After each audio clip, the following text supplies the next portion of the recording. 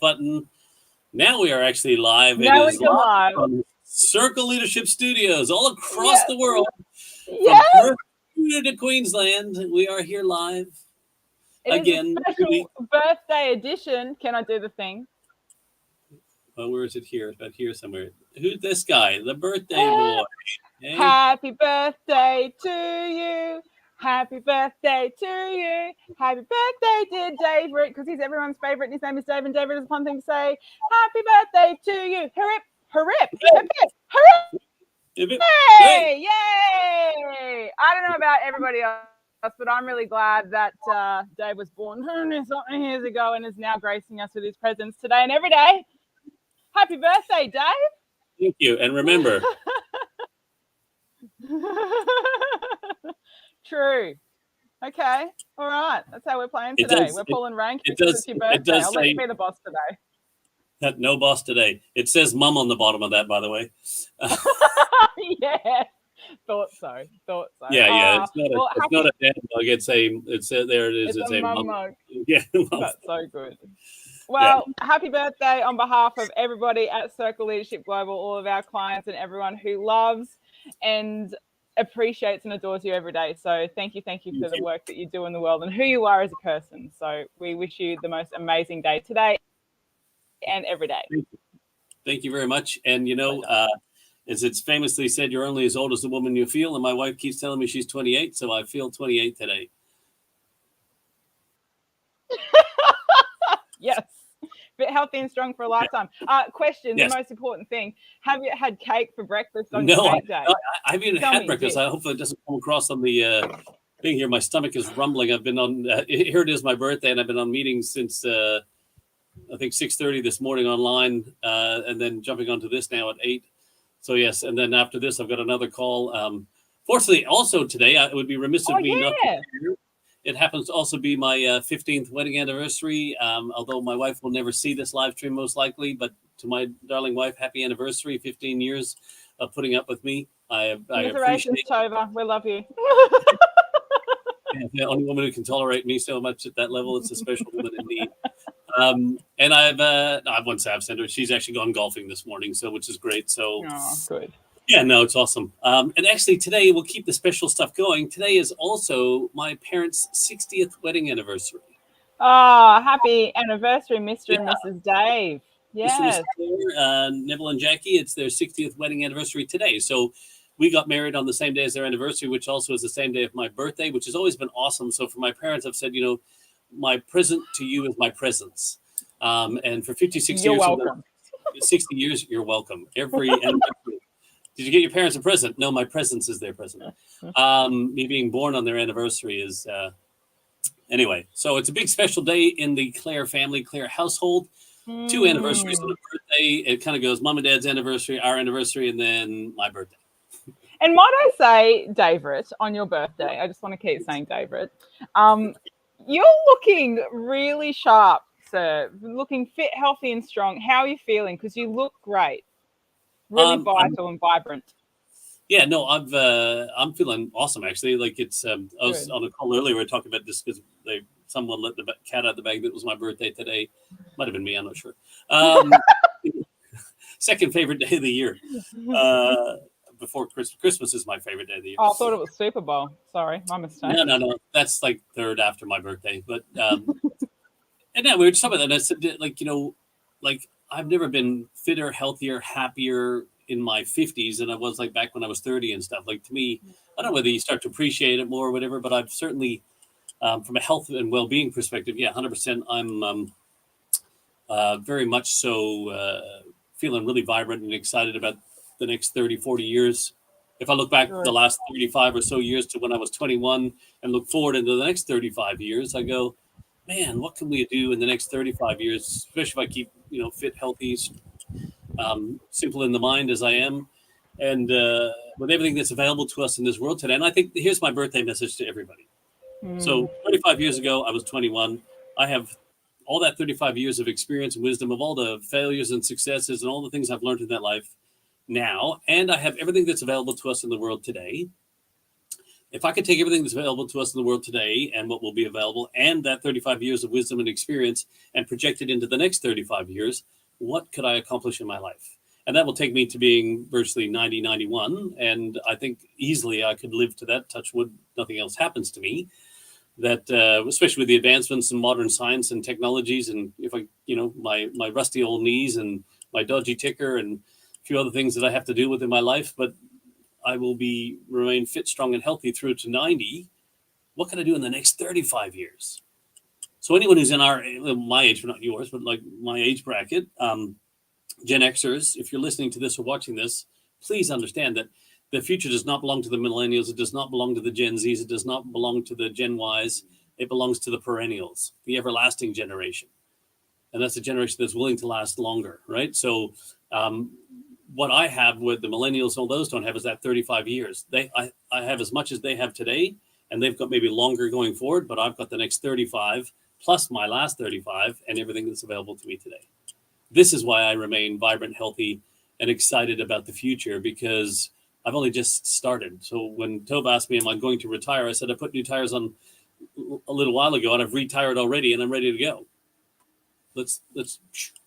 I love that. That's really good. I'm seeing my dad today and I'm going to say the same thing to him. We've retired. We've done the retiring and now let's go. And I just wonder, Dave, if maybe like the next 35 years and the impact that you get to have on the world is going to be a result of some awesome frameworks that you set up around yourself so that you have a container in which to be super successful. And I'm going to let you segue into that. And I'm also just going to invite anybody that would love to wish Dave a happy birthday. Chuck it in the comments. We'd love to spoil him and pop them all over his little screen today. So I reckon, what frameworks are you going to be adopting? Are you going to be standing firm in and around so that you can deliver and can make the most of this retirement that you've done at something for the next 35 years of wicked impact in the world? Go, son. Birthday boy. Stage is yours. Okay, awesome. Now, it's all mine if I get my mouse where I need to be. Okay, here we go. So I think this should bring up the magical whiteboard. Needed to do a prayer to the technology gods this morning again. So today's all about the 4 frameworks. So again, and I think it's firstly important why frameworks are important. Okay. And we just did our newsletter out yesterday. If anyone has seen it, Lisa's done this amazing article about freestyling in the frameworks, and I'm sure she'll touch on that through our conversation. But why is it important to have frameworks? And for me, the importance of having frameworks is it's like anything in construction, you name it, architecture, whatever. You need to have these like frameworks in place because it allows people to understand where to think and act within, right? And not to tell what to think and how to act in terms of, but it at least gives them frameworks in which to do those things within. It also, what it does is it simplifies the structure of your organization. So having frameworks in place allows you to categorize your organization into separate frameworks, because we're not talking about one big framework. We're talking about 4 frameworks. So you can categorize certain things like this is that framework, and here's what it covers. Here's that, and then here's how to think and act in that. Here's how to think and act in that. Here's how to think and act in that, and here's how to think and act in that. Not what to think, but how to think and act in that. Okay. So, to me, it's important to understand in organizations to have that. Now, what we've seen traditionally in organizations, in most organizations today, is everyone has the performance framework, right? So they've got the performance framework there, which is obviously, how we're going to measure people's performance and all the numbers and let's call it the science of the business. Because traditionally, when we look at organizational structures and organizations, the way they're set up is to drive revenue, shareholder value, profitability, whatever it is. I wrote I think one of my very early Clarisms many years ago, and I said, I see a future where profit and loss statements become purpose or lost statements. So when, the old P&L is like, that's how we measure business, by the profit and loss, rather than whether we're on purpose or we're straying from it. And I think there's a healthy balance between both P&L statements, having a purpose or lost statement and a profit and loss statement. Because as we talk about with all our clients and stuff, is that words form a narrative, but numbers tell the story. And our job as purpose-driven leaders is to make sure the numbers and the words match with the narrative and the story match. because we can't have an organization that's making tremendous profit but straying from its purpose, because then what you're doing is you're just doing it whatever it takes to make money.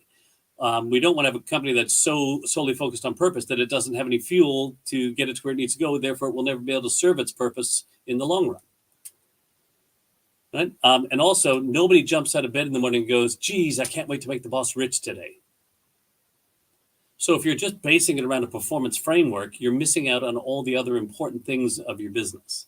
So I want to go through today what the 4 frameworks are and what they all include, and then just show you what they look like and how to get everyone on the same page. Everyone says, I wish I could get all my team on the same page. Well, we're going to show you what the same page looks like and how these 4 frameworks are a part of that same page. Okay. Anything to add before we get into the nitty-gritty of this, Lisa? Love that. Profit versus loss and purpose versus lost. That's gold. Write that one down, folks. Pop it on your wall. It was funny. It was something would have been, it was before I wrote the book, so it would have been about 2015 or something. I was going through a bunch of stuff, thinking about the future of purpose and where it fits in organizations. And when I was really first venturing out as the Profit for Purpose, I was like, how to help people profit from their purpose. And like, it's a balance of both. It's not one or the other. It's not a this or that scenario. Even in social organizations, you still need fuel for the jet. It's kind of like what we talk about with values, is that no one value operates independently of another. Same with profit and loss versus purpose and lost. Yeah, 100%. Right. So if you want to make lots of profit, stay on purpose. Totally. Because, well, it is. So if you want to make lots of profit, stay on purpose. And here's why. And then we'll get into these frameworks. Your purpose of your organization isn't to make money. Your purpose of your organization is to solve problems for the people that you want to stay relevant in the hearts and minds of, right? So anybody, if you want to make lots of money, I've always shared this at a keynote today. If you want to make lots of money, here's the simple formula to make lots of money. Solve lots of problems for lots of people. Now, if you want to make gob loads of money, solve lots of big problems for lots of people. Okay? So purpose is about why your organization exists, which is to solve problems for the people you choose to serve. And applying your passion to that is what your purpose is. And then through that, solving those problems, you'll make profit if you do your business smart. If you do the business smart in the way you go about serving that purpose, you'll make lots of profit. Okay, so that's the purpose and profit. And now we're going to show you how to structure your organization with 4 frameworks to do that. So I love this. I'm taking so many notes. It's so great. Thank you. It's your birthday and I'm getting the gift. Thanks. You know what? It is a gift for me when people receive any wisdom that comes from me. Actually, we're going to go all over the place in this one today. We're going to have to edit the crap out of this just to get back to the 4 frameworks for future use. But I used to have I still have a life philosophy. I give to get. And people are like, oh, that sounds selfish. I said, well, no, I give to others because it makes me happy. I get happiness. I feel good when other people receive and I've added value to somebody. Because, to me, happiness is always a choice. I can give you something and that makes me feel happy. You can give me something that makes me feel happy. I have no control over what you give me, but I can always control what I give to you. So if I want to be happy as much as possible, then I just keep giving. That's amazing, because we can't control anyone else outside of ourselves. So I can give to you and be happy, or you can give to me and I can be happy. Either way, I get to choose happiness in the giving or the receiving. So I can control what I give. And if I want to feel happy now and I get to give, then I will. That's awesome. Yeah. So that's when I said, like, when you said, like, you're getting the gift. No, I'm actually getting the gift because you telling me that makes me so happy. Right. And that's why I want to educate people. That's why I want to share things with people, is so that they can get some value from it. If I'm sharing stuff that people aren't getting any value from, well, that doesn't make me happy. Right. So, okay. Segueing back now to frameworks. It's my birthday and I can do what the heck I like. It's my party. I can cry if I want to. I can go wherever I want with this live stream today. Okay, everybody, anyone's listening or watching this. I feel like we need better frameworks for our go lives and which to freestyle within, so we stay on purpose and get some profit, so we can keep affording to do the things we love in the world. Oh my God, I'm doing the thing. I'm muting myself. Shut up, Lisa. Bye. Here we go. So Now, anyone who's been paying attention or hanging in there, thank you, value, appreciate your time and attention through all the chaos that's happened already this morning.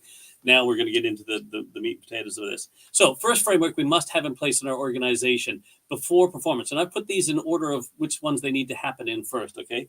Is you got to get your cultural framework right first. And your cultural framework consists of your purpose, your values, and your vision.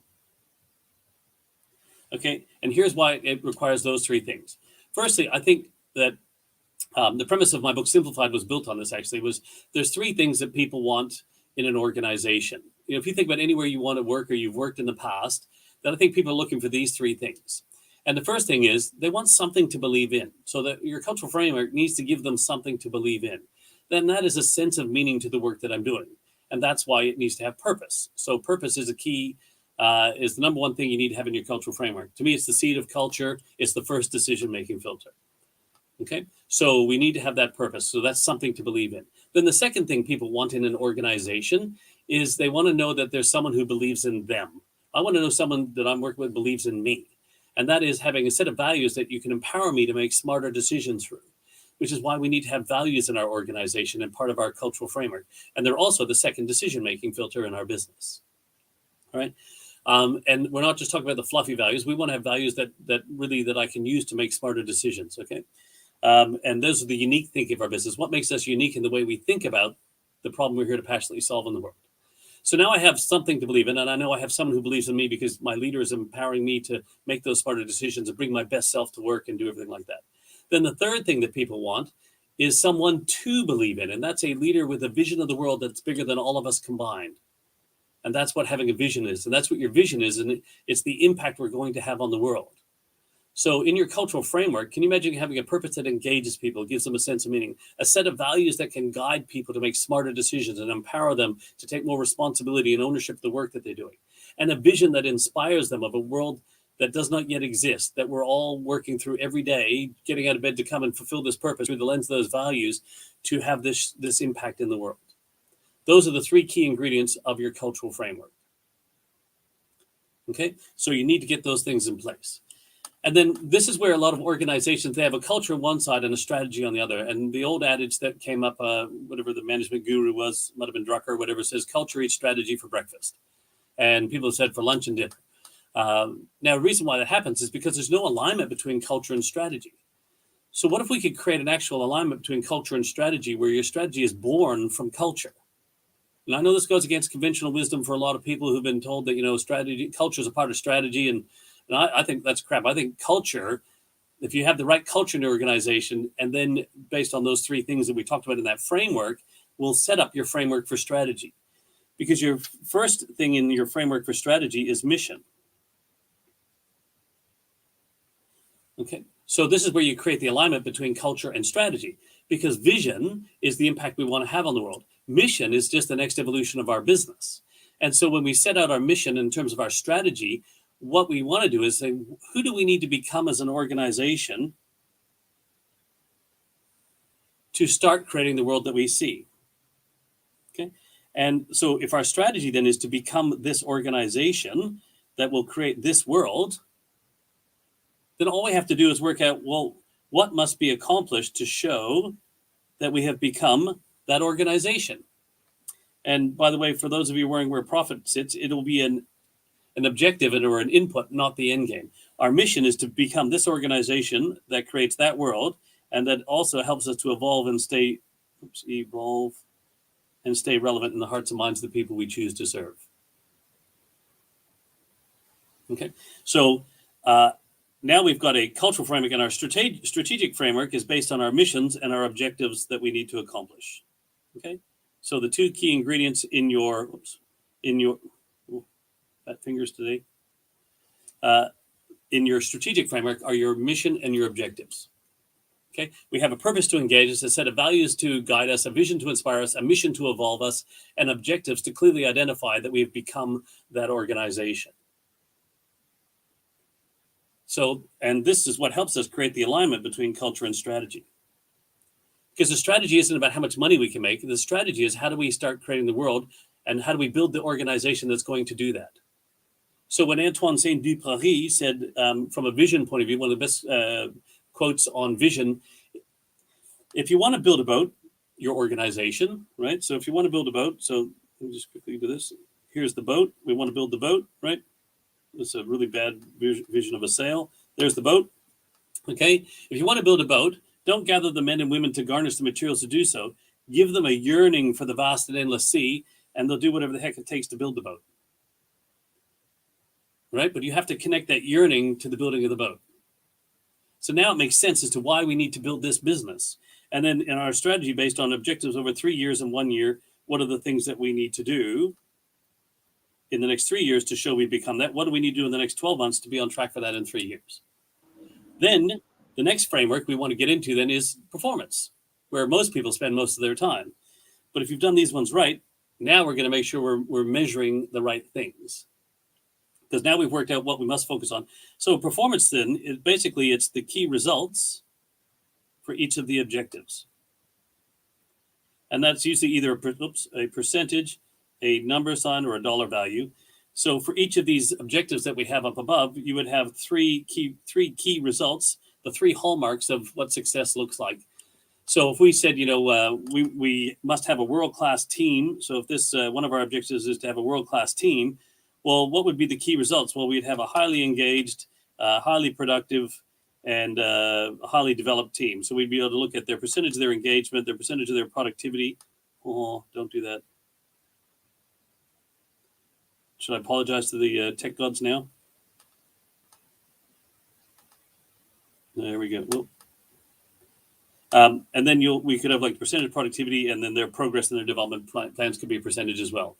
It depends on how you want to measure things. You could measure dollar value, wages per salary dollar, per revenue dollar, anything like that. But your performance framework is all your key results.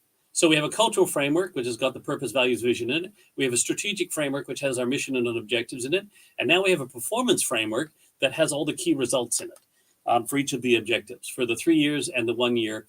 And then we would want to get down to then is the last framework, which is the tactical framework.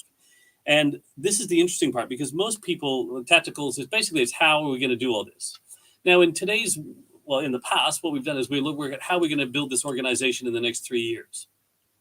Can anybody out there tell me what's going to actually happen in the next 3 years? At the rate of change in the world and the advancements of technologies and all this stuff, can you actually tell me what's going to happen in the next 3 years?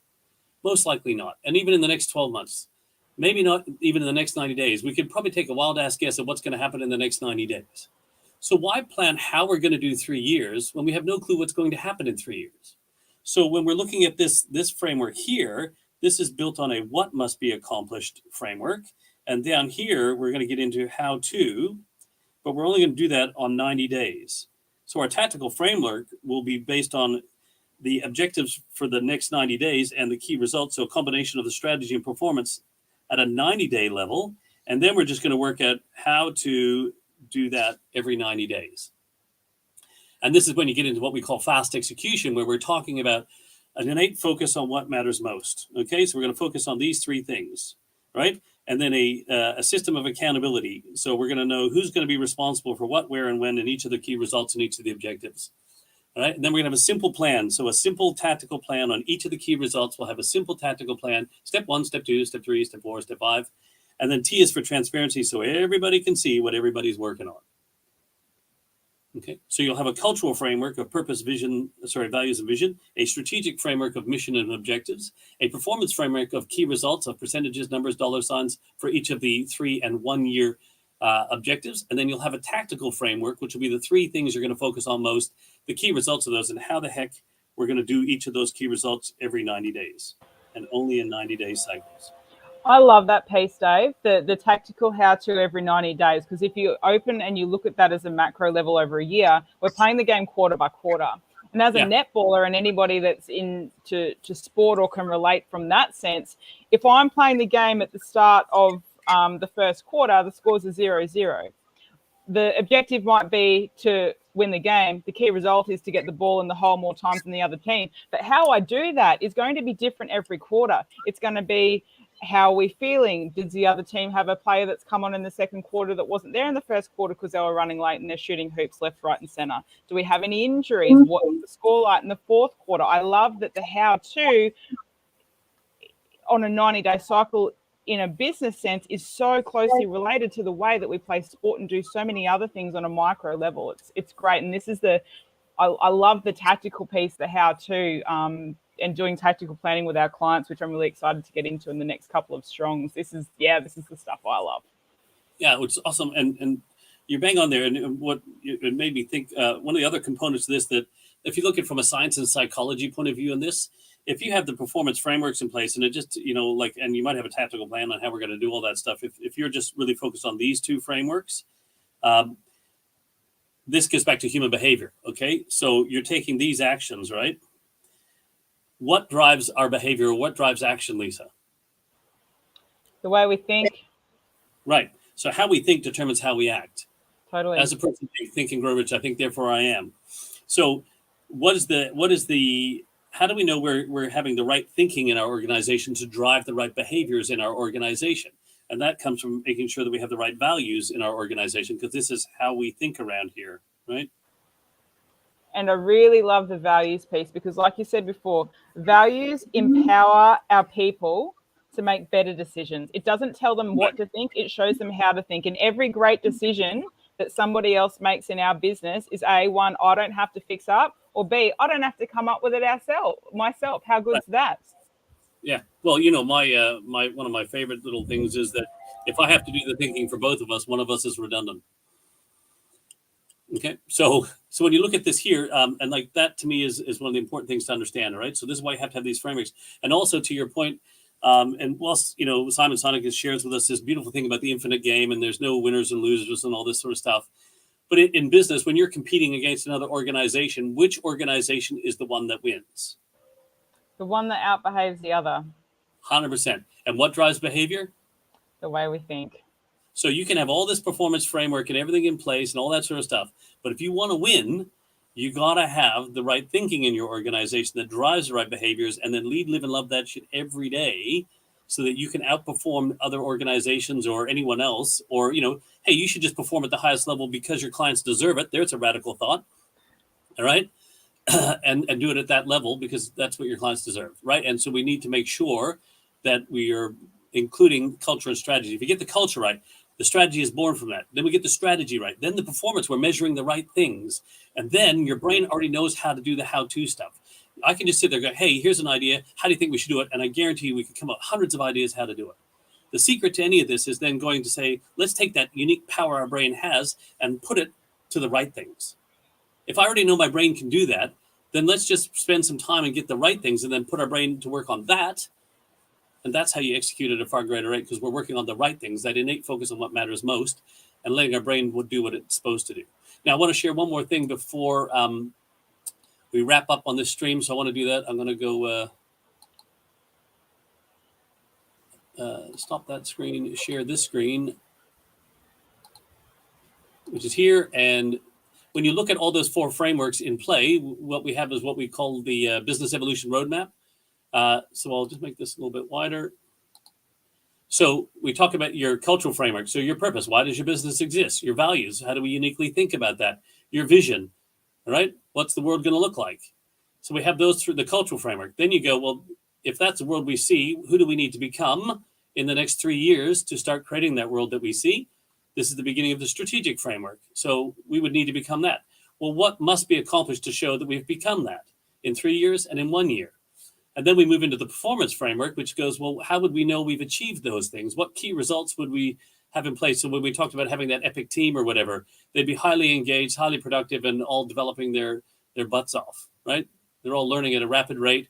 And then we think about hallmarks and remembering that people buy into stories. This is why words form a narrative and numbers tell the story, right? Can you imagine what does an epic team look like? It's like this amazing team that are so engaged, they're high performance, that like they're achieving their targets and they're learning at a rate faster than anything else.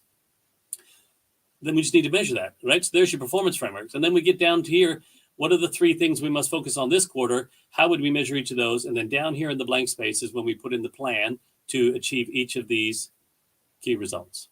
So there's your 4 frameworks in place. Everything, and we talked about getting everybody on the same page. That's how you get everybody on the same page. I love that. Man, you've delivered the birthday goods, David, birthday boy David. I love that. And further to what we're chatting about, and I'm going to wrap it up really quickly, frameworks are so important. I'm learning that firsthand again and again and again every day. And I alluded to this in my Inner Circle article. James Clear talks about it in Atomic Habits. You don't rise to the level of your goals, you fall to the level of your frameworks. You don't just get to have abs because you want them. You got to put the fork down and do the work sometimes. So lifting the fork isn't going to help me build my biceps? Oh, look, sometimes I do bicep training when there's a glass, like about 550 mils of a liquid. And, that over time is doing some endurance and overcompensating of my bicep muscle, but not all the time. What if I put the cake up on a stand and then I did... Look, they say that sitting is the new smoking. So I feel like if you eat your cake standing up, that's got to be better than if you were sitting. So sure, go for it.